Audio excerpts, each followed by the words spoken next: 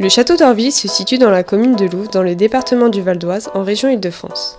Le site présente les vestiges du château d'Orville, petite place fortifiée datant de la fin du XIVe siècle et démantelée un demi-siècle plus tard. Dans son ancienne configuration, le site comprenait un logis seigneurial entouré de remparts et de douves sèches, dont l'accès se faisait par 2 tours-portes. L'opération de chantier 2015 vint clore la convention triennale de partenariat pour la sécurisation, conservation et restauration des vestiges du château. Les opérations de chantier de bénévoles se sont principalement concentrées durant les 3 années sur le traitement de 3 zones, la courtine sud, le corps de logis seigneurial et la tour porte nord. Concernant les vestiges de la courtine sud, il restait cette année à effectuer le rejointoiement de son parement externe ainsi qu'à reprendre les craquelures formées de manière éparse sur le glacis de protection de la rase par la nature trop argileuse du mortier. Pour obtenir une couleur homogène lors du séchage, l'ensemble du glacis a été restauré en prenant soin d'accentuer l'inclinaison des pentes afin d'éviter la stagnation des eaux de pluie.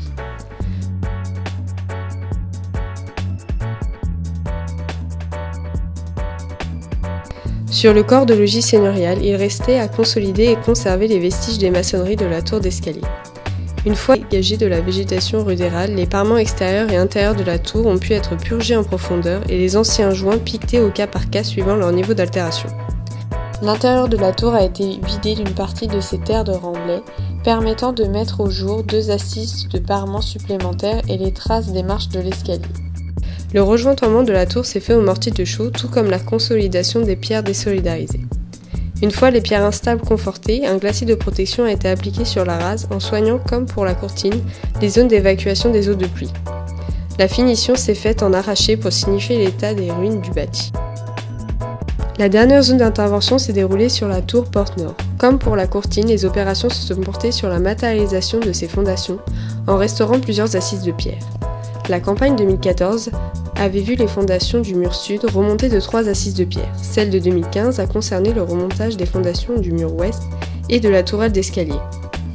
Le mur ouest, d'ores et déjà restauré sur 2 assises de pierre, a été remonté d'une 3e assise. Posé au cordeau afin de garantir un alignement conforme du reste du parement et la correspondance avec le niveau d'élévation du mur sud, les parements ont été remontés à l'aide de moellons et carrés, tandis que le blocage était tout venant. Le procédé a été identique pour la restauration des fondations de la tourelle d'escalier. Les arrases de ces 2 entités ont été terminées suivant une finition en arraché et protégées par un glacis de mortier de chaux hydraulique naturel.